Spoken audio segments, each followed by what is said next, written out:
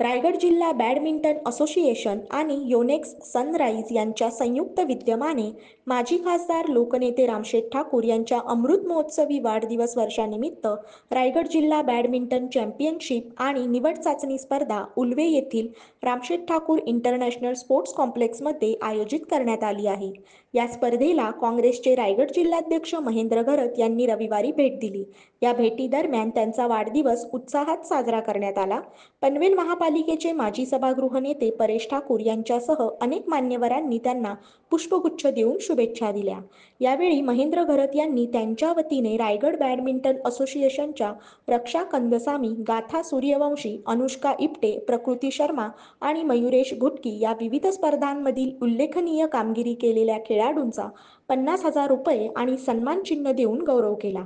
या कार्यक्रमावेळी पनवेल महापालिकेचे माजी सभागृह नेते परेश ठाकूर, रवींद्र भगत यांच्यासह अनेक मान्यवर आणि खेळाडू उपस्थित होते.